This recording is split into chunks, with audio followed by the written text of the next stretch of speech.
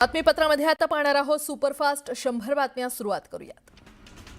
काँग्रेसचे माजी नगरसेवक फारुख बदवेल आणि काँग्रेसच्या अल्पसंख्याक सेलचे प्रदेश उपाध्यक्ष सलाम चावलवाला यांनी खासदार अशोक चव्हाण यांच्या निवासस्थानी जाऊन भेट घेतली। अशोक चव्हाण त्यांच्या घराबाहेर निघताना हे दोघे जण न्यूज 18 लोकमतच्या कॅमेऱ्यात कैद झालेत। सूत्रांच्या माहितीनुसार काँग्रेसच्या या दोघांची शिवाजीनगर येथील अशोक चव्हाण यांच्या निवासस्थानी गुप्त बैठक झाली। विशेष म्हणजे हे दोघे एमआयएमच्या वाटेवर आहेत। धुळे महापालिकेच्या निवडणुकीसाठी महायुतीची घोषणा झाली नसली तरी शिवसेना शिंदे गटाने देखील स्वतंत्र मोर्चे बांधणीला सुरुवात केली आहे। शिवसेनेच्या वतीने इच्छुक उमेदवारांच्या मुलाखती घेण्यात येत आहेत। आमदार मंजुळा गावित, जिल्हाध्यक्ष मनोज मोरे यांच्या उपस्थितीमध्ये इच्छुकांच्या मुलाखती घेण्यात येत असून आतापर्यंत 165 इच्छुक उमेदवारांनी शिवसेनेकडे मुलाखती दिल्या। धुळे शहर विधानसभा मतदारसंघांमध्ये 45,000 बोगस मतदारांची नोंदणी झाल्याचा आरोप माजी आमदार अनिल गोटे यांनी केला होता।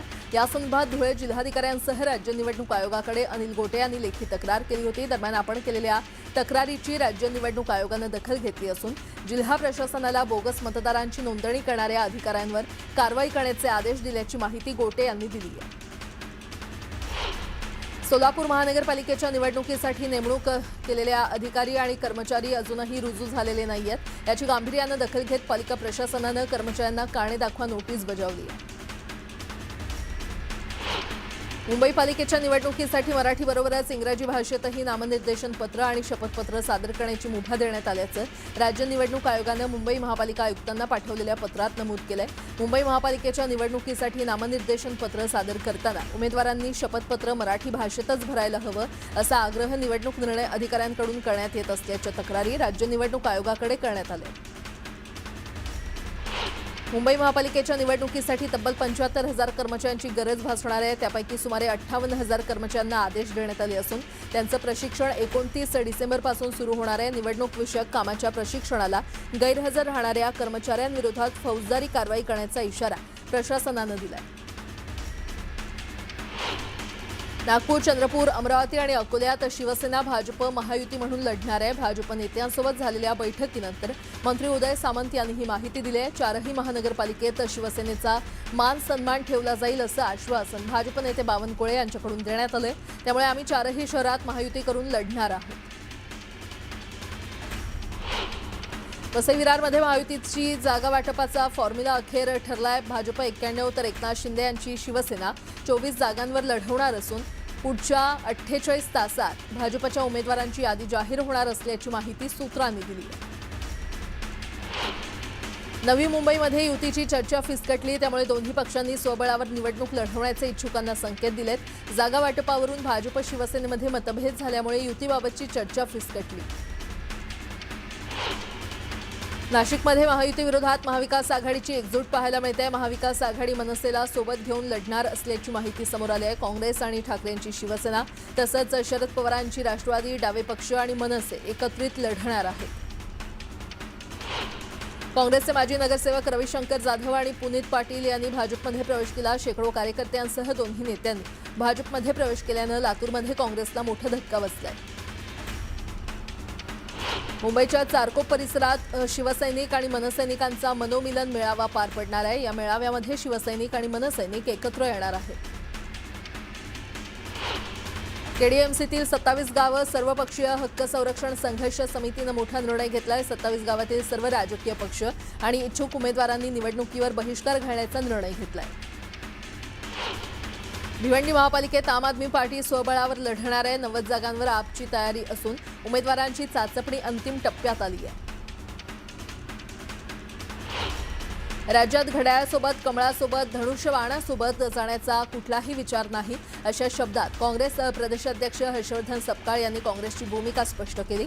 राज्यातील महानगरपालिका निवडणुकीमध्ये वंचित बहुजन आघाडीबरोबर आघाडी व्हावी यासाठी प्रयत्न सुरू असल्याचं त्यांनी सांगितलं। छत्रपती संभाजीनगर महानगरपालिका निवडणुकीच्या पार्श्वभूमीवर भाजप आणि एकनाथ शिंदे यांच्या नेतृत्वातील शिवसेनेमध्ये जागा वाटपाचा पेच अधिक गडद होताना दिसतोय। आज या दोन्ही पक्षांच्या प्रमुख नेत्यांची सलग 5वी बैठक पार पडली। मात्र जागांच्या आकड्यांवरून दोन्ही पक्षांनी आपली भूमिका ताणून धरल्यानं ही बैठक देखील कोणत्याही ठोस निर्णयाविना संपली। नागपुरात शिवसेना आणि भाजपचं ठरलंय. महापालिकेत शिवसेना आणि भाजप एकत्र निवडणूक लढवणार आहेत. चंद्रशेखर बावनकुळे आणि उदय सामंत यांच्याकडून युतीची घोषणा करण्यात आली. पुण्यात दोन्ही राष्ट्रवादी एकत्र निवडणूक लढवण्याच्या तयारीत असताना काँग्रेसनं नवी खेळी केली आहे. काँग्रेस उद्धव ठाकरेंची शिवसेना आणि वंचितसोबत आघाडी करण्याची शक्यता असल्याची सूत्रांची माहिती आहे. चंद्रपूर शहर मनपा निवडणुकीत समन्वयासाठी भाजपच्या 5 आणि शिवसेनेच्या 4 नेत्यांचा समावेश असलेल्या समन्वय समितीचं गठन करण्यात आलंय. प्रत्यक्ष जागा वाटप, उमेदवार निश्चिती आणि त्यातील पेच सोडवण्यासाठी ही समन्वय समिती काम करणार आहे. चंद्रपूर शहर महानगरपालिका निवडणुकीच्या पार्श्वभूमीवर राष्ट्रवादीकडून तयारीला वेग आलाय. 17 प्रभागांमधील 66 इच्छुक उमेदवारांच्या मुलाखती घेण्यात आलेल्या आहेत. शिवसेनेच्या माजी महापौर मीनाक्षी शिंदेंनी जिल्हा महिला प्रमुख पदाचा राजीनामा दिलाय. पक्षविरोधी कारवाई केल्याप्रकरणी मनोरमा नगर येथील शाखा प्रमुख विक्रांत वायचळ यांची शिवसेनेतून हकालपट्टी करण्यात आली आणि त्यामुळे शिवसेनेमध्ये नाराजी नाट्य निर्माण झाले. राष्ट्रवादी शरदचंद्र पवार पक्षाचे पुणे शहराध्यक्ष प्रशांत जगताप यांनी आपल्या पदाचा राजीनामा दिल्यानंतर जगताप यांच्याबाबत काँग्रेस अनुकूल आहे. येत्या 2 दिवसात याबाबत निर्णय होणार असल्याची माहिती सूत्रांनी दिली आहे. दरम्यान प्रशांत जगताप लवकरच काँग्रेसमध्ये प्रवेश करणार आहेत. महापालिका निवडणुकीसाठी शिवसेनेकडून स्टार प्रचारकांची यादी प्रसिद्ध करण्यात आलेली आहे. या स्टार प्रचारकांच्या यादीमध्ये उपमुख्यमंत्री एकनाथ शिंदे यांच्यासह मंत्री, आमदार, खासदार आणि प्रवक्त्यांचा समावेश आहे. शिवसेनेच्या राष्ट्रीय प्रवक्त्या शायना एनसी आणि अभिनेते गोविंदा आहुजा यांचाही समावेश आहे. मनपा निवडणुकीसाठी छत्रपती संभाजीनगरमध्ये भाजपच्या प्रवचन कार्यालयाचं उद्घाटन पार पडलं. छत्रपती संभाजीनगरात आम्ही युतीमध्येच लढणार आहोत. 2-4 जागा इकडच्या तिकडे झाल्या तरी आम्ही युतीमध्येच लढणार अशी माहिती मंत्री अतुल सावे यांनी दिली आहे. विजय वडेट्टीवार आणि आमच्यात कुठलाही वाद नसल्याचं प्रतिभा धानोरकर यांनी म्हटलंय. तर जाणाऱ्यांना थांबवणार नाही आणि येणाऱ्यांचं स्वागत असल्याचं त्या म्हटलं. इंदापूर नगर परिषदेमध्ये कृष्णा भीमा विकास आघाडीच्या पॅनलमधून विजयी झालेल्या 6 उमेदवारांचा आणि नगराध्यक्षपदाचे पराभूत उमेदवार प्रदीप गारटकर यांचाही हर्षवर्धन पाटील यांच्या हस्ते सत्कार करण्यात आला. पराभवानं खचून न जाता या पुढील काळात आता चांगलं काम करा असं आवाहन हर्षवर्धन पाटील यांनी केलं.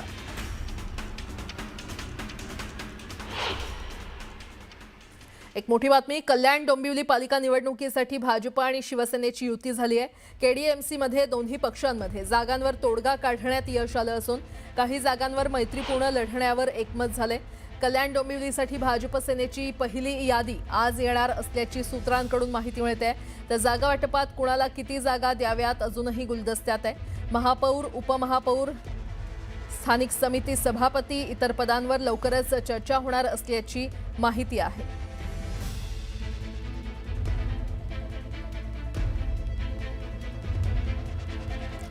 मोठी बातमी. वसई विरार महानगरपालिका निवडणुकीसाठी भाजप आणि शिवसेनेचं अखेर ठरलंय.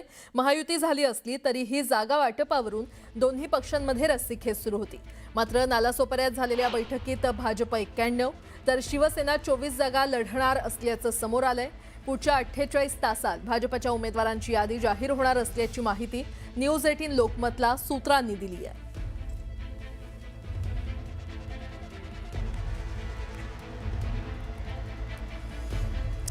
प्रकाश महाजन यांनी एकनाथ शिंदे यांची काल सदिच्छा भेट घेतली आणि आता महाजन आज सकाळी एकनाथ शिंदे यांच्या उपस्थितीमध्ये शिवसेनेमध्ये प्रवेश करणार आहेत. शिंदेंच्या ठाण्याच्या निवासस्थानी हा प्रवेश होणार आहे. या प्रवेशानं शिवसेनेनं मनसेला जोरदार धक्का दिलाय. दोन्ही ठाकरे बंधूंची युती होताच मनसेला खिंडार पाडण्यात शिवसेनेला यश आलंय. आणि या संदर्भात अधिक माहिती देत आहेत आमच्या प्रतिनिधी प्रणाली कापसे आपल्यासोबत जोडल्या गेलेल्या आहेत. प्रणाली, एकीकडे ठाकरे बंधूंची युती झाली आहे, मात्र दुसरीकडे हळूहळू शिवसेनेला असेल किंवा मनसेला खिंडार पाडण्यात सत्ताधाऱ्यांना यश येत असल्याचं पाहायला मिळतंय. काय अपडेट? खरं तर प्रकाश महाजन यांनी साधारणतः 1.5-2 महिन्यांपूर्वीच मनसेमधून त्यांनी आपला राजीनामा दिलेला होता. ते मनसेच्या प्रवक्तेपदावर होते, परंतु आपल्याला वारंवार डावललं जाते अशी त्यांची भावना झालेली होती. मध्यंतरी त्यांनी अमित ठाकरे यांच्याशी सुद्धा अमित ठाकरे यांनी सुद्धा त्यांच्याशी संवाद साधण्याचा प्रयत्न केला होता, त्यांचं मन वळवण्याचा प्रयत्न केलेला होता, परंतु प्रकाश महाजन यांची वक्तव्य ही मनसेला आणि त्यांची जी काही संभाव्य युती होती होणार होती त्यावेळेला किंवा मनसेच्या इतर पक्षांबरोबर ज्या काही हालचाली चालू होत्या त्याला कुठेतरी त्या धक्का पोहोचवणाऱ्या होत्या आणि म्हणूनच प्रकाश महाजन यांच्यावर पक्षाच्या वतीनं 2-3 वेळा त्यांना असं सांगण्यात आलं की तुम्ही अशा पद्धतीची वक्तव्य करू नका जी पक्षाच्या पुढच्या रणनीतीसाठी मारक किंवा घातक ठरू शकतात. परंतु प्रकाश महाजन यांची सातत्यानं वक्तव्य येत होती आणि त्याचा परिणाम असा झाला की प्रकाश महाजन यांना राजीनामा द्यावा लागला. आत्ता जेव्हा आज प्रकाश महाजन हे शिंदेंकडे प्रवेश करतायत आज दुपारी 12:30 वाजता उपमुख्यमंत्री एकनाथ शिंदे यांच्या ठाणे इथल्या निवासस्थानी त्यांचा पक्षप्रवेश होतो आहे. काल रात्री त्यांनी एकनाथ शिंदे यांची सदिच्छा भेट घेतली साधारणतः 11-11:30च्या सुमारास आणि त्याच वेळेला ठरलं की आज 12:30 वाजताच्या सुमारास प्रकाश महाजन हे एकनाथ शिंदे यांच्या निवासस्थानी पक्षप्रवेश करतील. याबद्दल मनसेला प्रतिक्रिया विचारली असता नाव न घेता मनसेच्या वतीनं सांगण्यात आलेलं आहे की प्रकाश महाजन हे आमचे नव्हते. साधारणतः 2-2.5-3 महिन्यांपूर्वी ते आमच्या इकडनं गेले होते आणि प्रकाश महाजन ही अशी एक तलवार आहे जी लवकरच त्यांच्या पक्षाला सुद्धा जर त्या आज एकनाथ शिंदेंकडे प्रवेश करत असतील तर ते पुढच्या 6 महिन्यातच एकनाथ शिंदेंना सुद्धा जड होतील. कारण त्यांची तलवार अशी आहे की जी स्वकीयांवरच चालते. त्यामुळं प्रकाश महाजन यांना घेऊन शिंदे यांना फायदा नाही तर नुकसानच जास्त होईल अशी प्रतिक्रिया नाव न घेता मनसेकडनं करण्यात आलेली आपल्याला बघायला मिळते. बरं प्रणाली, धन्यवाद या संपूर्ण माहितीसाठी. पुढची बातमी पाहूया. शिवसेना, उबाठा आणि काँग्रेसची युती होण्याची शक्यता आहे. नाशिक, पुणे आणि नागपूरमध्ये दोन्ही पक्षांच्या युतीची चर्चा सुरू आहे. मनसे आणि काँग्रेसच्या छुप्या युतीचे संकेत त्यामुळे मिळत आहेत का असा प्रश्न उपस्थित होतोय. कारण शिवसेना उबाठाच्या कोट्यातील जागा मनसेला देण्याची चर्चा सुरू आहे. मुंबईत मात्र काँग्रेसचा स्वबळावर लढण्याच्या निर्णयावर काँग्रेस अजूनही ठाम आहे.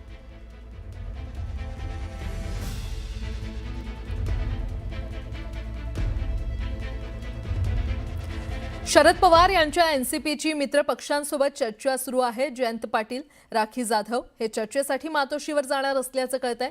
तर शशिकांत शिंदे काँग्रेसच्या नेत्यांशी चर्चा करणार आहेत. काँग्रेसकडे 29 तर शिवसेना उबाठाकडे 31 जागांचा प्रस्ताव आहे. अजित पवार यांच्या एनसीपी सोबत जाण्याची चर्चा सुरू असल्याचं सूत्रांकडून कळतंय.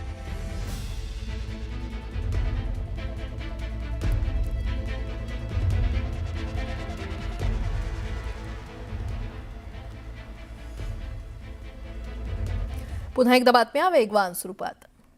रेल्वे मंडळानं जारी केलेल्या मार्गदर्शक तत्वांनुसार तत्काळ आरक्षण प्रणालीमध्ये एक महत्त्वाचा बदल करण्यात आलाय. भारतीय रेल्वे तत्काळ तिकीट आरक्षणासाठी ओटीपी आधारित प्रमाणीकरण प्रणाली टप्प्याटप्प्यानं अंमलात आणतंय. पश्चिम रेल्वेवरील 21 रेल्वे गाड्यांमध्ये तत्काळ तिकीट आरक्षणासाठी ही नवीन ओटीपी आधारित प्रमाणीकरण प्रणाली लागू करण्यात आली असून आता या 4 रेल्वे गाड्यांची भर पडली आहे.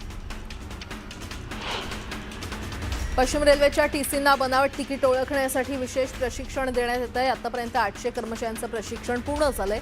गेल्या काही दिवसात अनेक प्रवाशांकडे एसी लोकलचं बनावट पास आणि तिकीट सापडली होती. मध्य रेल्वेनं 31 डिसेंबर 2025 आणि 1 जानेवारी 2026च्या मध्यरात्री 4 विशेष उपनगरीय गाड्या चालवण्याची घोषणा केली आहे. मुंबई महानगर प्रदेशात नवीन वर्ष साजरे करणाऱ्या प्रवाशांना सुरळीत आणि सुरक्षित प्रवास सुनिश्चित करण्यासाठी मुख्य मार्ग आणि हार्बर मार्गावर या विशेष सेवा चालवल्या जातील. लांब पल्ल्याच्या रेल्वेगाड्यांचे प्रवास भाडे आजपासून वाढणार आहे. द्वितीय श्रेणीच्या प्रवासासाठी प्रवाशांना 215 किलोमीटर नंतरच्या प्रवासासाठी वाढीव भाडं मोजावं लागणार आहे. ही भाडेवाढ किमान 5 रुपये ते कमाल 20 रुपयांपर्यंतची असेल. द्वितीय श्रेणी आणि वातानुकूलित श्रेणीच्या मेल एक्सप्रेस गाड्यांच्या प्रवास भाड्यात 2 पैसे प्रति किलोमीटरचं वाढ होणार आहे. गेल्या 6 महिन्यातली ही दुसरी भाडेवाढ आहे. बहुप्रतीक्षित नवी मुंबई विमानतळ 25 डिसेंबरपासून सुरू झालं. या ठिकाणावरून आता जागतिक विमानांची उड्डाणं होणार असल्यानं घरांच्या किमती वधारल्या आहेत. सीवूड्स, नेरूळ आणि खारघरमध्ये नव्या इमारतींमध्ये 2 कोटींच्या पुढे घरांच्या किमती गेल्यात. देशातील पेट्रोल पंपाच्या संख्येनं 1 लाखांचा आकडा पार केलाय. 2015च्या तुलनेत ही संख्या तब्बल दुप्पट झाली असून अमेरिका आणि चीननंतर भारत आता 3ऱ्या क्रमांकाचं सर्वात मोठं पेट्रोल पंपाचं जाळं असलेला देश बनलाय. दक्षिण मुंबईतील जुन्या आणि मोडकळीस आलेल्या जुन्या इमारतींचे सुमारे 1498 प्रकल्प गेल्या काही वर्षांपासून पूर्ण होण्याच्या प्रतीक्षेत आहेत. यामुळे सुमारे 55,000 रहिवाशांवर टांगती तलवार आहे. म्हाडाकडून या प्रत्येक प्रकल्पाचा आढावा घेण्यास सुरुवात केली आहे. दिलेल्या मुदतीत प्रकल्प पूर्ण व्हावेत यासाठी नियोजन प्राधिकरण असलेल्या महापालिकेकडे पाठपुरावा केला जाणार आहे. एसटी डेपोला लक्ष्यापेक्षा कमी उत्पन्न मिळाल्यास डेपो मॅनेजरसह विभागीय अधिकाऱ्यांवर कारवाई करण्यात येणार आहे. कमी उत्पन्न मिळवणाऱ्या डेपोतील व्यवस्थापक विभाग अधिकाऱ्यांना समज देण्यास सुरुवात झाली आहे. त्यानंतरही उत्पन्न न वाढल्यास कारवाई करण्यात येणार आहे. स्पर्धा परीक्षांमधील चुका, गोंधळ आणि वाद टाळण्यासाठी महाराष्ट्र लोकसेवा आयोगानं वस्तुनिष्ठ बहुपर्यायी परीक्षांच्या उत्तरपत्रिकेत महत्त्वाचा बदल करण्याचा निर्णय घेतलाय. आतापर्यंत उत्तरपत्रिकेत 4 पर्याय दिले जात होते, मात्र इथून पुढे 5वा पर्याय समाविष्ट करण्यात येणार आहे. विशेष म्हणजे उमेदवाराला प्रश्न सोडवायचा नसल्यास हा 5वा पर्याय निवडणं अनिवार्य असेल. अन्यथा नकारात्मक गुण पद्धतीनुसार गुण कापले जातील. पद्मश्री, पद्मभूषण, पद्मविभूषण आणि भारतरत्न हे नागरी पुरस्कार आहेत, त्या पदव्या नाही आहेत. त्यामुळे पुरस्कार विजेत्यांच्या नावापुढे त्यांचा वापर करता येणार नाही असं मत उच्च न्यायालयानं नोंदवलंय. एका पक्षकारानं स्वतःच्या नावापुढे पद्मश्री असा उल्लेख केल्यामुळे त्यावर आक्षेप घेताना न्यायालयानं ही बाब अधोरेखित केली. मावळत्या वर्षाला निरोप आणि नववर्षाच्या जल्लोषात स्वागत करण्यासाठी मुंबईसह सर्वत्र निरनिराळ्या कार्यक्रमांचं आयोजन करण्यात येतं. या पार्श्वभूमीवर नागरिकांना स्वच्छ, सुरक्षित आणि निर्भय अन्नपदार्थ मिळावेत यासाठी एफडीएनं कंबर कसले. राज्यातील हॉटेल्स, उपाहारगृह आणि खाद्यपदार्थांची विक्री करणाऱ्या आस्थापनांची प्रशासनाकडून सखोल तपासणी करण्यात येणार आहे. गेल्या 3 वर्षात कुपोषित मुलांची संख्या कमी झाल्याचा दावा सरकारकडून केला जातोय. मात्र नुकत्याच मिळालेल्या आकडेवारीनुसार राज्यात अद्याप 1,37,407 मुलं कुपोषणग्रस्त असल्याची कबुली स्वतः राज्य सरकारच्या वतीनं नुकतीच उच्च न्यायालयात देण्यात आली आहे. कोकण रेल्वेवर धावणाऱ्या राज्याबाहेरील रेल्वेगाड्यांना रायगड, रत्नागिरी आणि सिंधुदुर्गमध्ये कमी थांबे आहेत. त्यामुळे मुंबई, पुण्यातून कोकणात ये-जा करणाऱ्या प्रवाशांचे हाल होतात. मात्र जामनगर तिरुनेलवेली एक्सप्रेस, पोरबंदर तिरुवनंतपुरम एक्सप्रेस या 2 रेल्वेगाड्यांना रत्नागिरीमध्ये संगमेश्वर रोड इथे प्रायोगिक तत्वावर थांबा देण्यात आलाय. त्यामुळे कोकणवासियांना दिलासा मिळेल. मावळ तालुक्यामध्ये थंडीचा कडाका कायम असतानाच अंदरमावळातील वडेश्वर परिसरात भात झोडणीची कामं वेगानं सुरू झाली आहेत. भात हे मावळ तालुक्यातील मुख्य पीक असून यंदा झालेल्या मुबलक पावसामुळे भाताचं उत्पादन वाढण्याची शक्यता शेतकऱ्यांकडून व्यक्त केली जाते.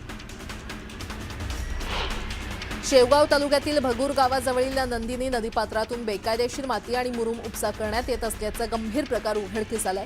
अनधिकृत उत्खननामुळे नदीचा नैसर्गिक प्रवाह बदलण्याची आणि भूजल पातळी घटण्याची भीती शेतकऱ्यांकडून व्यक्त केली जाते. गोंदिया जिल्ह्यातील देवरी तालुक्यातील शिरपूर बांध इथे देवासमोर लावलेल्या दिव्यामुळे घराला आग लागली. या आगीमध्ये घरातील महत्त्वाच्या सर्व कागदपत्रांसह इतर अनेक साहित्य जळून खाक झालं. सुदैवानं आगीमध्ये कोणतीही जीवितहानी झाली नाही.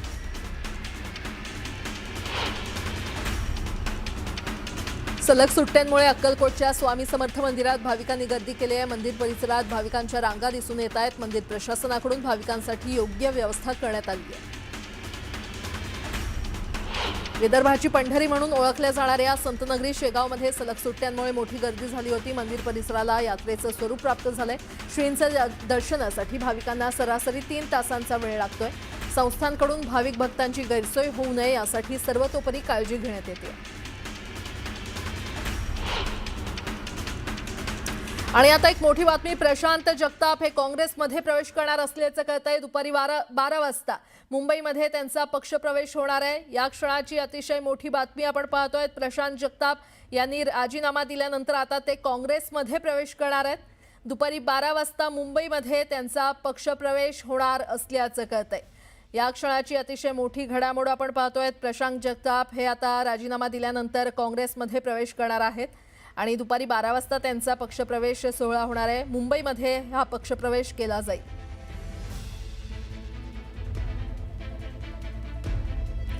आणि या संदर्भात अधिक माहिती देत आहेत आमच्या प्रतिनिधी सुस्मिता भदाणे आपल्यासोबत जोडल्या गेलेल्या आहेत. सुस्मिता, प्रशांत जगताप यांनी अखेरीस महत्त्वाचा निर्णय घेतलेला आपल्याला पाहायला मिळतोय. काँग्रेसमध्ये हर्षवर्धन सपकाळ यांच्या उपस्थितीमध्ये त्यांचा जंगी पक्षप्रवेश हा होणार आहे.